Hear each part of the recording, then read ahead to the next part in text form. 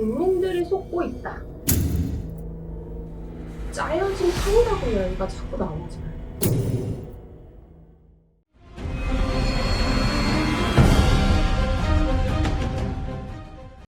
선생님 안녕하세요. 안녕하세요. 이번에 또다시 저를 여기로 부르게 된 이유가 어떤 걸까요? 저도 원래 그것만 찍고 끝내려고 했어요. 그것도 원래 사실상 안 찍으려고 했었는데 원래 정치 쪽에 관심이 없었던 저니까요. 갑자기 제 고집을 꺾고 할머니 할아버지가 찍어라! 이래갖고 찍었던 게 그렇게 주목받을지 몰랐던 거였거든요. 근데 어찌저찌 해서 찍었던 것도 찍었던 거니까 할머니 할아버지 저 잘했죠? 라고 하고 이제 구금 기도도 드릴 겸 기도도 다니면서 하다가 웬걸 할머니 할아버지가 또 끝날 때까지 끝난 게 아니라며 아, 그러셨군요. 또 이야기를 전해주시더라고요. 그래서 급하게 또 보고 싶었어요. 영상을 저희가 찍고 나서 거의 한 2주라는 기간이 지났죠. 오늘이 잠깐! 자, 보여드릴게요.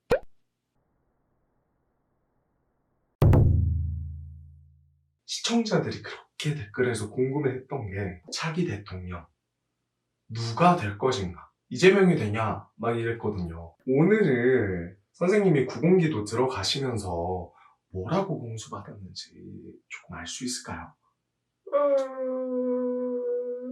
이거 우리 민PD를 부르긴 했지만 진짜 고민 많이 했거든요. 네. 진짜 쫄보라서 해 마라 이 순간까지 진짜 고민을 진짜 많이 했어요. 솔직히 말해서 댓글 보면서도 많이 쫄았거든요. 그리고 정치에 관심 없다고 하고 정치의 정자를 모른다라고 하면 또 무식하다 이 소리 들을 거 뻔히 알아요. 압니다. 근데 진짜 모르는 거 어떡해. 본 걸 이야기해야지 뭐 어떡해. 네, 말씀하세요. 그럼 잘 부탁드리겠습니다. 저도 잘 부탁드릴게요.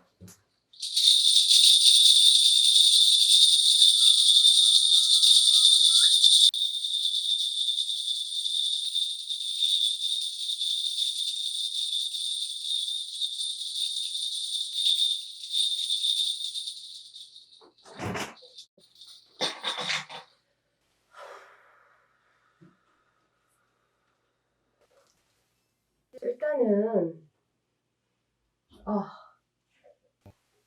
확신이 됐네요.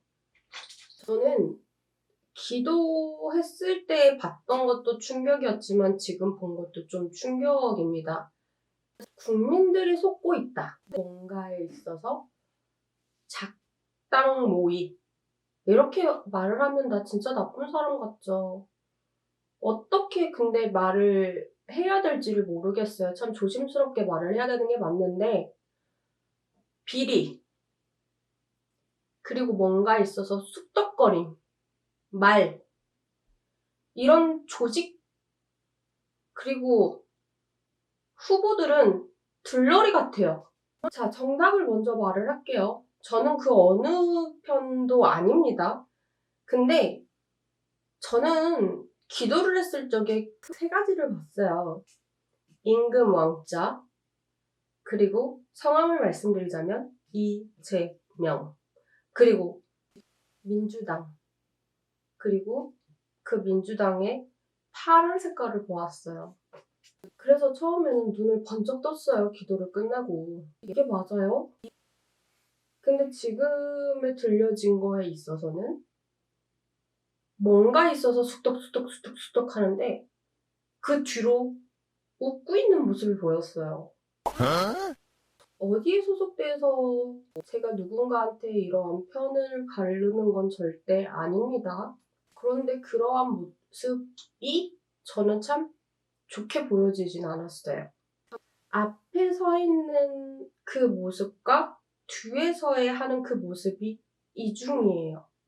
그 모습이 참 섬뜩했어요. 죄송한 말씀이지만 제가 봤던 모습 그대로 얘기할게요. 저는 원래 점사 볼 때 그래요. 보이면 보이고 안 보이면 안 보인다 그래요. 굿할 때도 똑같아요. 신이 실리면 실렸지 안 실렸는데 어떻게 실렸다 그래요. 근데 공수도 나오면 나왔다 그러지 어떻게 안 나오는데 안 나왔다 그래요. 나왔다 그래요. 똑같아요. 보여진 그대로 말을 하는데 그렇게 나와요. 하지만 그 얘기는 해드릴 수 있어요.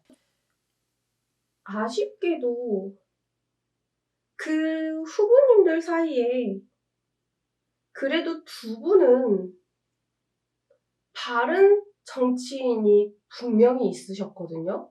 근데 그 두 분 중에 한 분은 누군지 정확하게 실루엣이 보이지 않았어요. 이름도 보이지 않았어요. 근데 다른 한 분은 정확히 봤어요. 한동훈 의원님이셨습니다.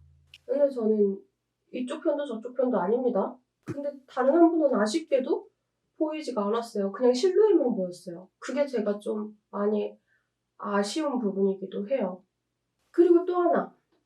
만약에 후보 안에 김경수 의원님이 오신다라고 하시면 출마 끝까지 그 안의 선상에 있지 않으실 거라고 보여지거든요. 중간에 분명히 사퇴 선언하십니다. 근데 그게 짜여진 판이라고 해요. 이 대통령 선거도 짜여진 판이라고 이야기가 자꾸 나와져요.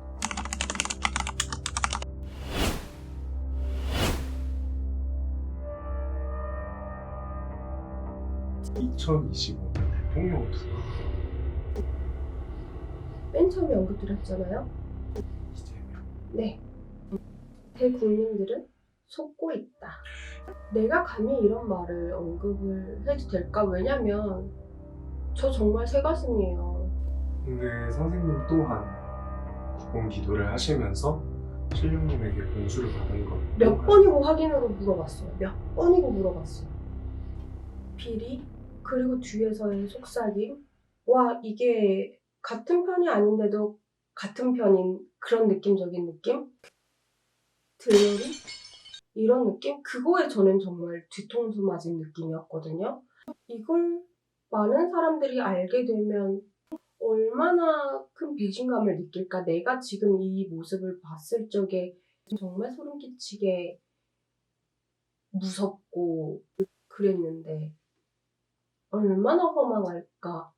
이 나라 이 판국에 우리가 의지할 때라고는 대통령밖에 없는데. 그리고 제가 또 본 거는 사람 인자에 새 을자, 갑을 병정할 때 그 새 을자 있잖아요. 그걸 네. 봤거든요. 그걸 봤다라는 건 국민들을 조금 뜻하는 거지 않을까라고 좀 생각을 해요. 왜 국민들이 갑이 아닌 을인 건가? 라는 생각이 문득 들었습니다. 속은 후련해요. 이거 제가 다 봤던 걸 이야기를 터놓으니까 속은 되게 많이 후련하거든요.